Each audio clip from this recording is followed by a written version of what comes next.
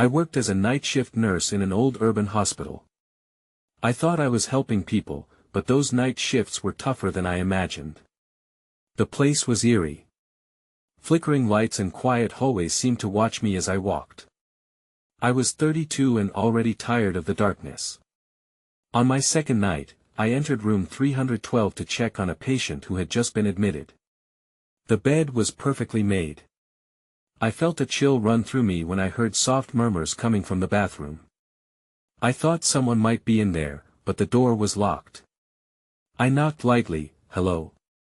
Is anyone in there?" No answer. Just the whispers echoing in my head. So, I shook it off and walked away, unsure of what to think. As weeks passed, the oddities piled up. One night, a fragile patient looked me directly in the eyes and said, "You need to watch out for the shadows." I couldn't laugh and thought about how she knew what I was seeing. The shadows felt alive, creeping around corners when I walked. My coworkers brushed it off. "It's just fatigue," they said. I wanted to believe them, but something dark lingered in my thoughts. Then there were the beeping machines. They would start to beep for no reason. My heart raced as I dashed to check the patients, only to find everything was fine. I told myself, "You're just overworked." But the fear stuck. Night after night, I found myself questioning my senses. One night, I walked down an empty hallway and heard giggles. Kids' laughter echoed off the walls. My heart dropped. There weren't any children in the ICU. I turned, looking for them, but the hallway lay empty. The laughter faded into silence. I felt alone. I wanted to deny what I was feeling.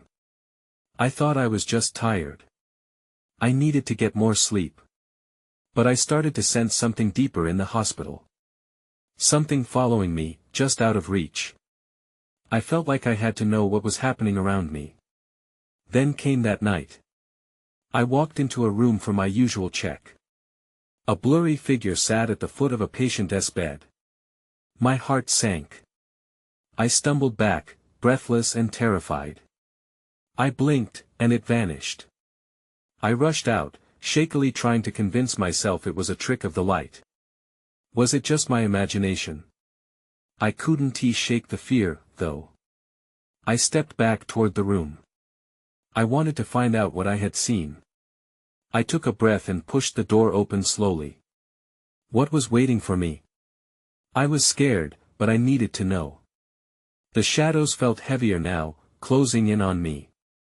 As I stepped inside, I wasn't sure if I wanted to see or if what was real anymore. I just knew I had to look. I took a deep breath and stepped into the room. My heart pounded in my chest. The air felt thick, almost suffocating. I focused on the bed, my eyes scanning for any sign of that figure. Nothing. Just the patient, peacefully asleep, his shallow breaths the only sound in the stillness. I turned slowly, checking the corners of the room. The shadows danced on the walls, teasing me. I felt a hot rush of shame. Hadn't I come to help? Was I losing my mind? I glanced at the bathroom door. It was still closed, but the whispers had returned, low and haunting. "Stop it," I whispered to myself, turning quickly to leave. Just as I grabbed the door handle, a sharp voice pierced the silence. "Aren't you curious?" I jumped back, and my pulse quickened. No one was there. Just me and the slumbering patient. I felt like a fool, but my instincts screamed at me to stay alert. I left room 312, desperate for distraction.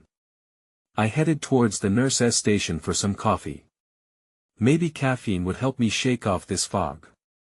As I walked, I noticed another nurse, Linda, hunched over a chart, deep in thought. "Hey, Linda," I said, trying to sound casual. "You ever get a creepy vibe here at night?" She looked up, her face pale. "You feel it too?" A chill snaked down my spine. "What do you mean?" "There is something unusual about the hospital at night, isn't there? Like we're not alone." We exchanged looks. It felt like we were finally acknowledging an unspoken truth. Before I could respond, a distant scream echoed through the halls. It twisted my stomach. "Did you hear that?" I asked, trying to shake off the shiver that raced through me. "Yes," she replied, her voice barely above a whisper. "It's common. Just a hallucination." Her eyes darted toward the door, soaked with uncertainty. "Hallucination?" "Yeah. Stress. Lack of sleep. They say it's not unheard of." I clenched my fists. I could feel the skepticism oozing from her words. But deep down, I could tell we both felt something wrong lurking in the corridors.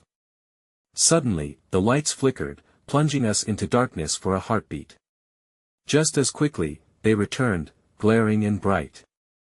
But now, something was off. The air smelled stale, heavy with a sense of foreboding. "Linda, let us go check on that scream." She hesitated but nodded. We walked together, the sound of our shoes echoing in the quiet. As we reached the source, I noticed a door slightly ajar. It led to the storage room. I pushed it open, ready to confront whatever was inside. That's when I saw it, a shadow standing in the far corner, unmoving. My breath caught in my throat. There was no doubt, it was the same blurry silhouette I had seen before. But this time, it felt solid, anchored in reality. "Do you see that?" I whispered to Linda, my heart racing. She was frozen, eyes wide. I don't want to be here," she stammered. Before I could reply, the lights flickered again, this time plunging us into complete darkness. Then everything went silent.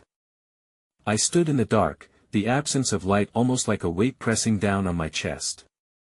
Linda's sharp intake of breath broke the stillness. I grappled with my fear, a tight knot in my stomach. "We should go," I whispered, hoping to sound braver than I felt.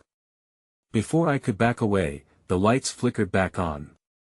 The shadow was gone. Just empty space. My heart sank. Had I imagined it? "Where did it go?"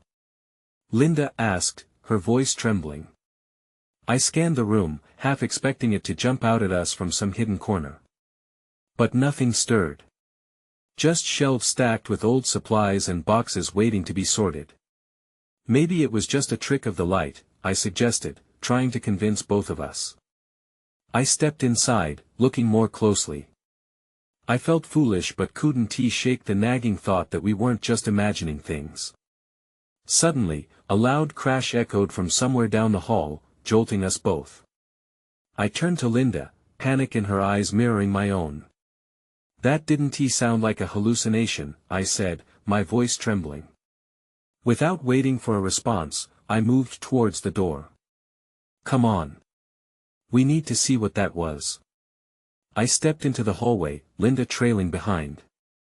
The air felt electric, charged with a tension I couldn't ignore. As we approached the source of the noise, I could hear a low, murmuring sound, like a conversation held just out of earshot. My curiosity piqued, but dread coiled in my gut. We rounded the corner and found another nurse, Mike, standing stock still outside a room. His eyes were wide, fixated on the door. "Mike, what is going on?" I asked, trying to read his expression. He didn't respond right away, his mouth barely moving as he whispered, "I heard someone calling my name." A chill swept through me. "Calling your name? Who?" He shook his head, clearly shaken. "I don't know. But it sounded like someone I worked with before." "What? Someone from ER?" Linda asked, confusion etched on her face. "Yeah. But they're gone," Mike replied, his voice barely above a whisper. "They died last year." The air became denser. The conversation I'd been hearing seemed to take on a new life in my mind, filling the spaces between our words with unspoken fears. "We should check in," I said, shifting on my feet. "No. We need to leave." Mike grabbed my arm, urgency flashing in his eyes. "You don't understand. It's not over." My heart raced. Not over. What do you mean? But before he could answer, dim emergency lights flickered on, casting an eerie glow that barely illuminated our faces. Then, a door creaked open behind Mike, the sound cutting through the tension. I turned to look, but all I could see was darkness. "Run!" Linda shouted, her voice breaking through my fog of confusion. I didn't question it, I bolted down the hallway, pulling Linda and Mike along. As we rounded another corner, I felt something chilling like ice running down my spine. Something was behind us. I dared a glance back, and there it was, the shadow, clearer than before, lingering in the doorway, watching us. "Go! Keep going!" I yelled. My breath was ragged, my legs burning. But something held me back, an unseen force trying to pull me into that dark dimension I now feared. I didn't need to look back again. There was something here with us. Something more than just the night shift. We sprinted through the dimly lit hallway, my heart pounding like a war drum. Linda's footsteps echoed behind us, frantic and fast. I could hear Mike breathing heavily, but I couldn't afford to glance back and check. The shadow was there, lurking, and I could sense it just behind us. "Where do we go?" Linda shouted, her voice pitched with fear. I looked ahead, the hall branching off into two more corridors, both drenched in unsettling shadows. "Left!" I yelled, hoping it would lead us somewhere safer. We careened down that path, the atmosphere thick with dread. Even in a place designed to heal, everything felt wrong. As we rounded another corner, the emergency lights flickered again, casting ominous shadows on the walls. "We need to find a way out," Mike said, glancing around nervously. "We can't stay here." "What about the nurse's station?" I suggested, trying to grasp at any semblance of safety. "We can call for help." Without waiting for a reply, I turned and sped towards the station. But just as we reached it, the lights went out entirely, plunging us into darkness. A wave of terror crashed over me. I stumbled, clutching the edge of the counter for support. "Stay close," Linda said, her voice urgent but muffled in the stillness. "Can you see anything?" Mike asked, trying to sound brave. I squinted into the blackness, but the darkness felt like a physical force, swallowing every hint of light. "No," I admitted. "It's too dark." That's when I heard it, a low whispering, the sound rolling through the silence like an unseen tide. My stomach churned. It was the same murmuring we'd heard earlier. "What is that?" Linda asked, her voice trembling. "I don't know," I said, trying to calm my racing heart. "But we need to get out." Suddenly, a flicker of light emerged from down the hall. At first it was just a speck, but it grew larger, illuminating the shadows that crawled across the walls. "This way!" I yelled, feeling a surge of adrenaline. We stumbled toward the light, my mind racing. What was it? Was it help or something worse? As we drew closer, I felt a surge of hope, but that hope quickly turned to dread. The light was coming from the room where the shadow had peeked out earlier. I hesitated, my instincts screaming at me to stop. "Is it safe?" Mike whispered. I don't know," I replied. But we couldn't turn back. The whispers grew louder, almost rhythmic, like a chant. "Let's check it out," I said, trying to sound resolute. Linda squeezed my hand as we approached the door. The light flickered violently, as if in response to our presence. Taking a deep breath, I pushed the door open. Just inside, a long table stood, covered in files and old equipment. Papers were scattered across the surface, names scrawled on them in frantic handwriting. That's when I saw it. Among the names, one stood out like a beacon. It was someone I recognized. Someone who had disappeared last year.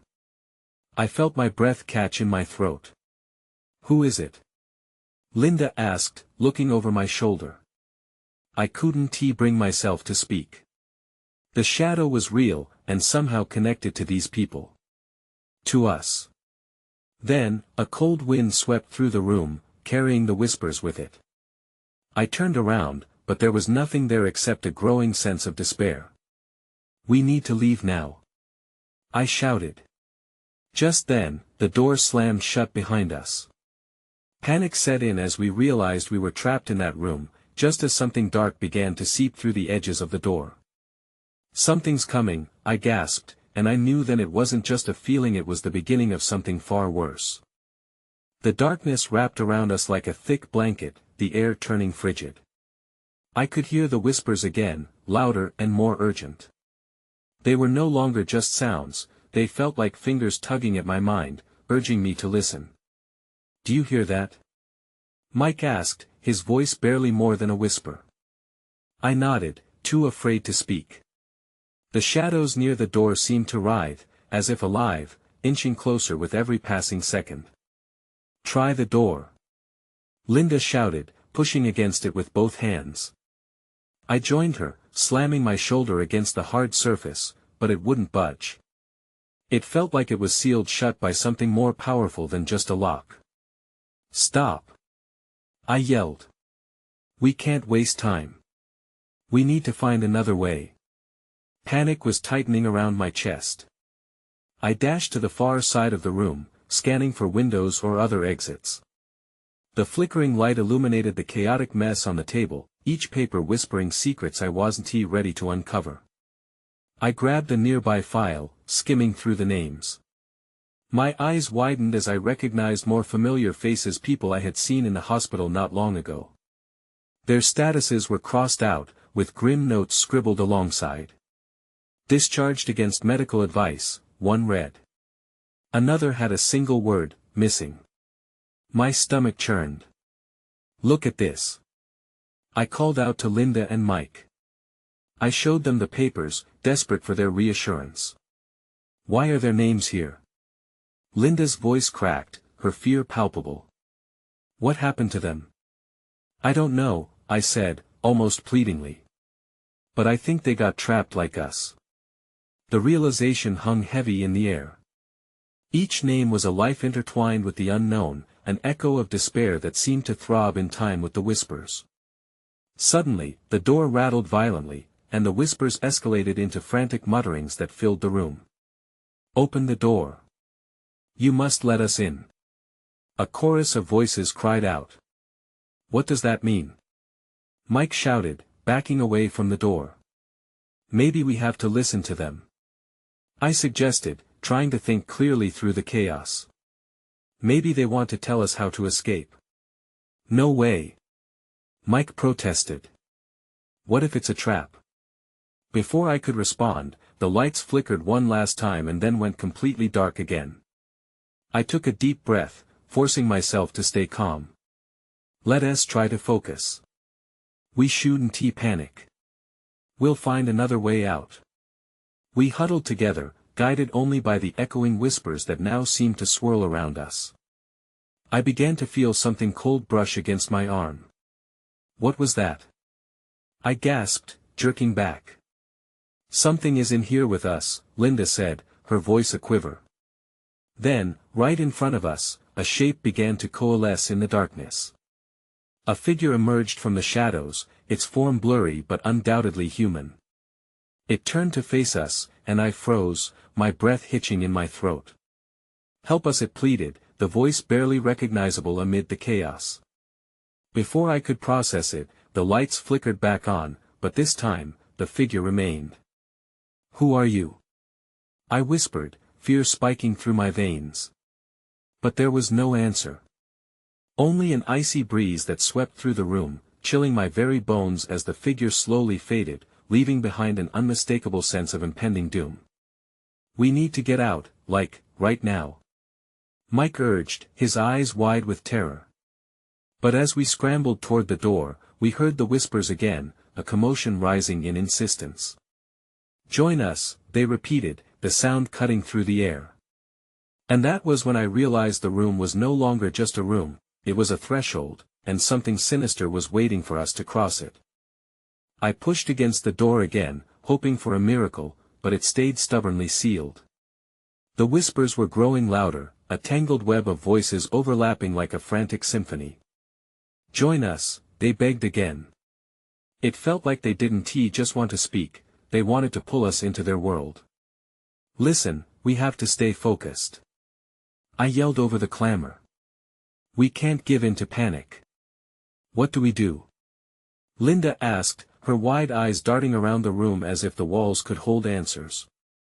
Suddenly, I noticed something unusual about the wall near the shadowy corner.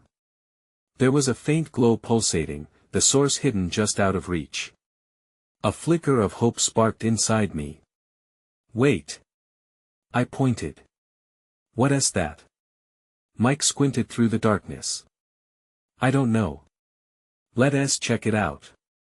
We carefully made our way toward the glow, the whispers following us, an unseen current tugging at our minds. Each step felt like a challenge, as if the air was thickening, trying to hold us back. I reached out tentatively toward the light, heart racing, and gasped when I felt a slight warmth radiating from the wall.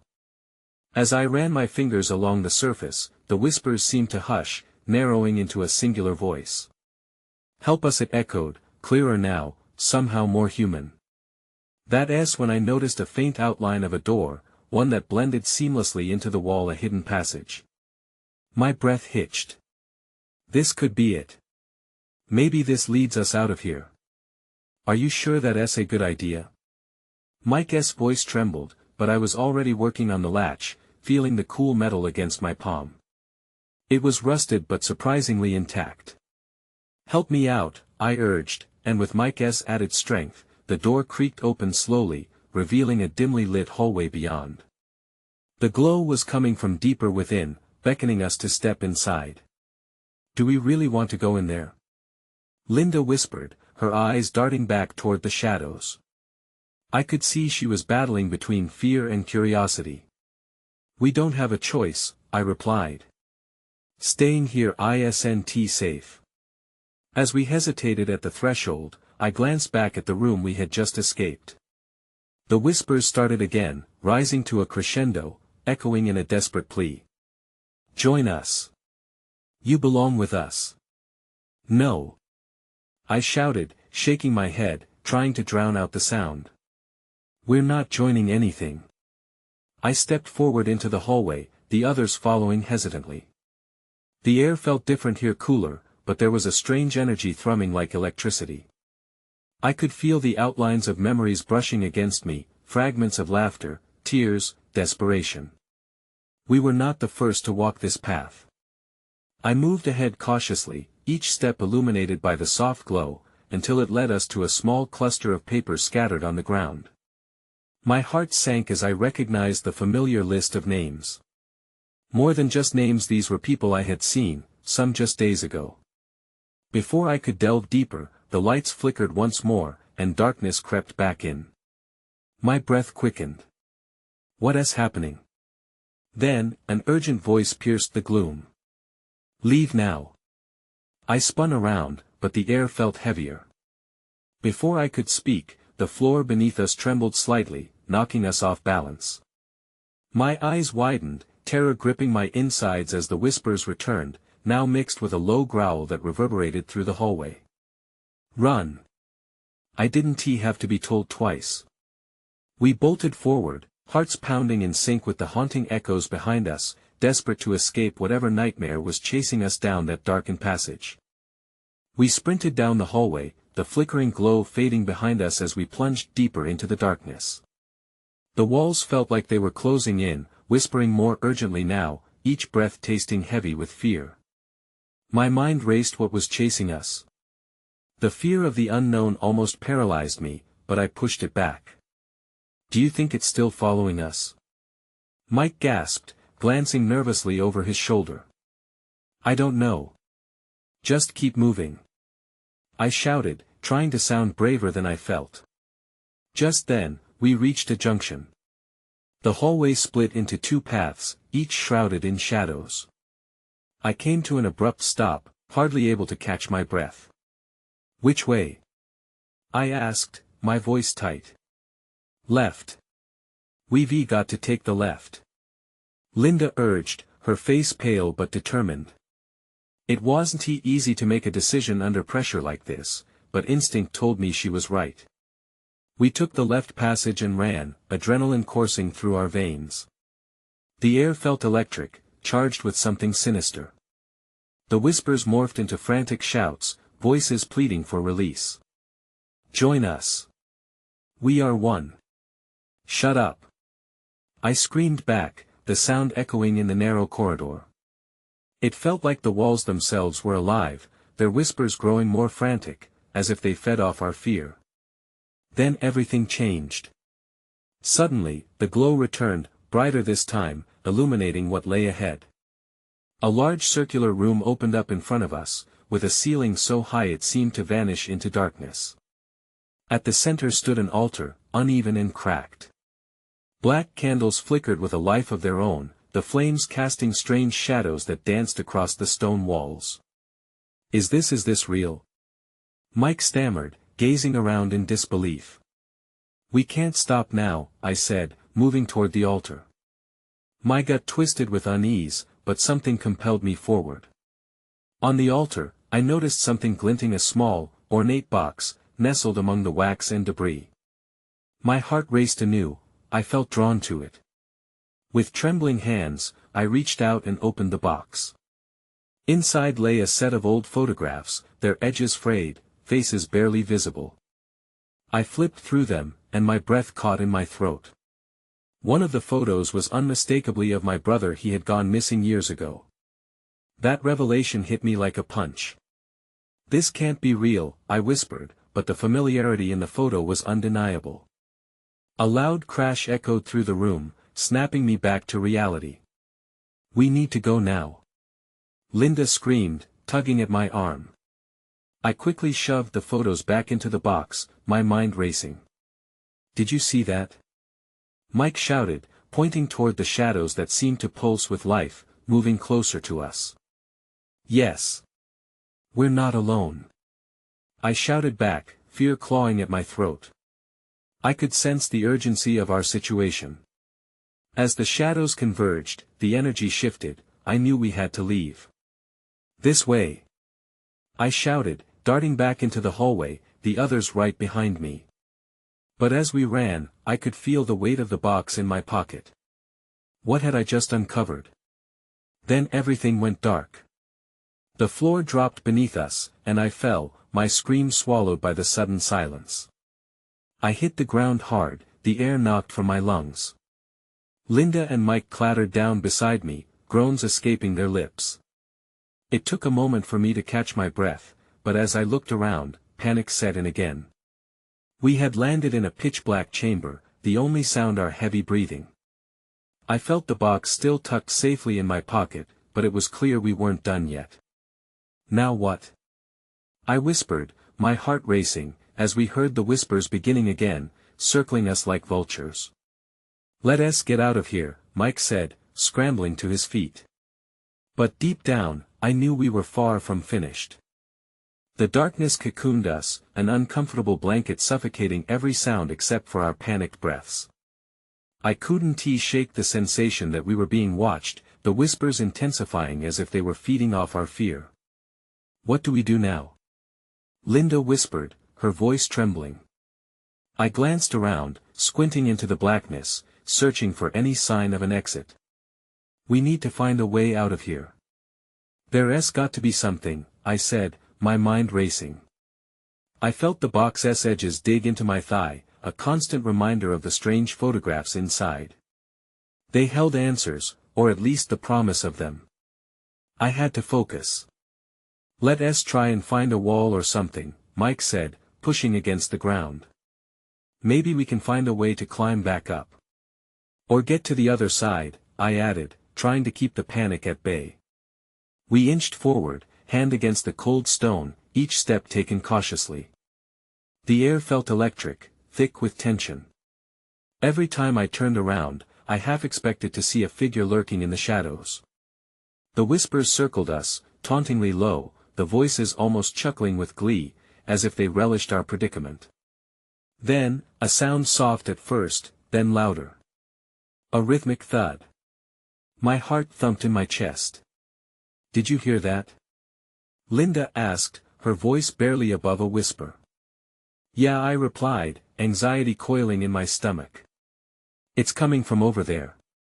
I pointed toward the sound, a dark mass shifting at the edge of the dim chamber. We huddled together, the urge to flee grappling with our curiosity. What if it's just an animal? Mike suggested. But his face showed uncertainty. Or something worse, I said, as dread seeped into my thoughts. The thud continued, accompanied by an unsettling scraping, like nails on stone. Maybe we should move back, Linda urged. But before I could respond, the noise crescendoed into a series of abrupt crashes, sending echoes through the chamber like a thunderclap. The shadows pulsed violently, and an unnatural chill swept through the air. Run! We bolted down the dark corridor that manifested behind us, the only direction left. Each of us stumbled as the ground shook beneath our feet. I could hear the whispers rise to a deafening roar, clawing at my sanity. Stay together! I shouted. Then I felt a cold grip on my shoulder. I froze, an ice-filled dread coursing through my veins. I turned to see nothing, just more shadows scrambling around. Yet the grip remained, and I could feel a pressure against my back pushing me forward. Go! Mike yelled, and suddenly I was jolted back into motion. We dashed ahead, each step fueling our desperation. In the distance, a faint light glimmered. My heart pounded louder, hope mingling with fear. There! I pointed. But as we neared the light, a chilling voice resonated in the air, clearer than the rest. You can't leave, not yet. That voice sent shivers down my spine, halting my momentum. Something deep inside me knew we had stumbled into something far more sinister than we could handle. I took a deep breath, the weight of the box heavy in my pocket. What had I awoken with it? What did not yet mean? As we approached the light, a face flickered into view, half-formed and twisted, a reflection of something lost. Everything froze for a heartbeat. Then the darkness surged forward, claiming us again. And I realized I had no idea what we were truly facing. The darkness pressed in around us, an overwhelming presence that swallowed every ounce of light. We stumbled forward, my pulse racing. Linda was just ahead of me, moving cautiously, her shoulders tense. Mike flanked my other side, scanning the shadows like a hawk. Did it feel like it was pulling us? Linda's voice quivered, breaking the silence. I don't know, I admitted. Maybe it's just the fear. Keep moving. The air felt thick, almost alive with whispers, each word twisting through my mind like smoke. I had to force myself to focus.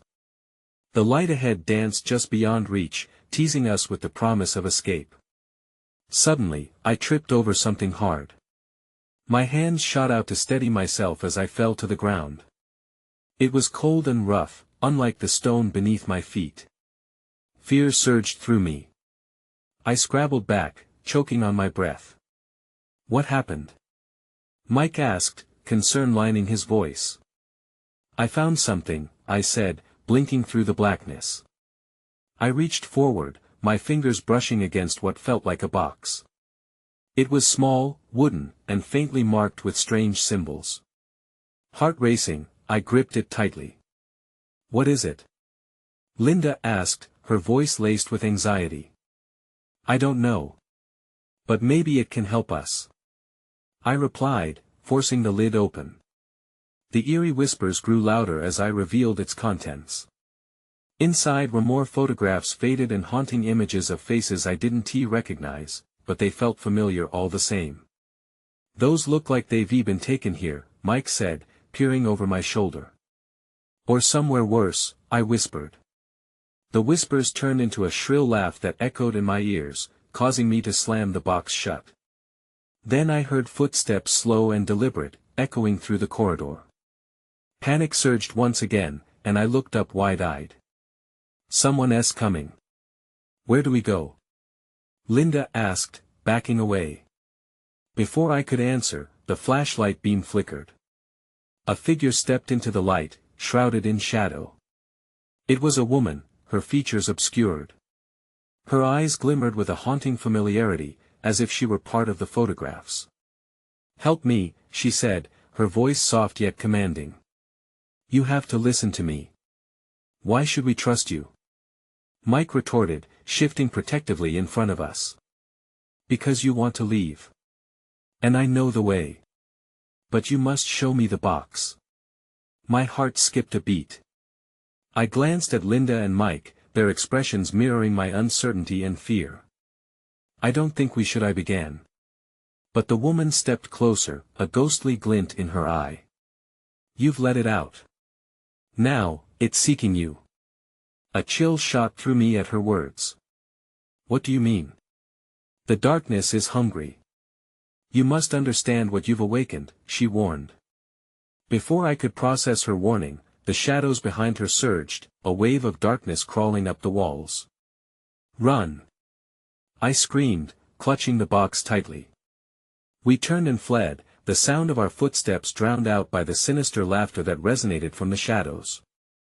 Somewhere behind us, the woman's voice called out, "You can't escape what you've already invited in." As we sprinted into the darkness, I realized the fear racing through me was not just of the unknown, it was the fear of what I had unleashed by opening that box. And now, something had taken notice. The darkness enveloped us, a living entity that felt more like a predator than just an absence of light. We ran blindly, my lungs burning as I clutched the small box against my chest. The echoes of laughter and whispers chased us, a cacophony of voices urging us to turn back, to join whatever sinister force dwelled in the shadows. "Can't we find a door?" Linda shouted, her voice laced with panic. "I don't know. Just keep going." I yelled back, forcing my legs to pump harder. My mind raced, frantically searching for a way out of this nightmare. The walls felt like they were closing in, the air heavy with despair. Then, out of the corner of my eye, I saw it flickering light shining through a narrow opening ahead. "There." I pointed, my heart leaping with a mix of hope and fear. My instincts screamed that this wasn't a good idea, but we didn't have time to hesitate. We barreled into the exit, bursting through a swinging door that led to a service staircase. The dimness there was a welcome change from the intense shadows we just fled. Stumbling down the steps, I took a moment to catch my breath. "We're not safe yet," I gasped, urgency flooding my veins. "Where will this lead us?" Mike asked, glancing over his shoulder as if expecting something to follow us. "I don't know, but it's better than staying up there." My voice trembled, and I could still hear those whispers echoing in the back of my mind, mocking us. Once at the bottom, the stairway opened into a narrow corridor lined with old, dusty supply rooms. The air was stale, filled with a sense of abandonment, and I couldn't shake the creeping feeling that something dark lingered around us. "We need to find a way out," I urged, peering through the cracks of the half-open doors. "Let's try this way," Linda suggested, pointing down another path that led to an exit sign glowing dimly. It felt like our only chance. We sprinted towards it, my heart racing with each step. Just as we reached the door, a loud clattering echoed down the corridor. My heart sank. "We need to move, now." We burst through the door, the exit sign illuminating our path. Outside, the night air hit us like a cold wave, washing away the oppressive heat of the hospital. We tumbled into the darkness, gasping for breath. Behind us, the door slammed shut, the sound like a judgment day reverberating through the silence. We did it," Linda panted, glancing back at the now closed door. But even as we spoke, that nagging fear lingered. We were free but left with the weight of what had transpired. I felt the box in my pocket, heavy and foreboding. "Are we really safe?" I asked, my voice low. "Right now, yes," Mike said, though I could hear the doubt in his tone. The three of us stood in the moonlit parking lot, each lost in our thoughts. I hoped for an end, a resolution to this terror. Yet, the deeper questions clawed at me. What had I awakened? Was this darkness going to follow us? Had we really escaped, or merely postponed the inevitable? I think we should go to the police, I finally suggested. They need to know what's going on in there. Do you think they'd actually believe us? Linda shot back. They'll just say we're all tired and stressed.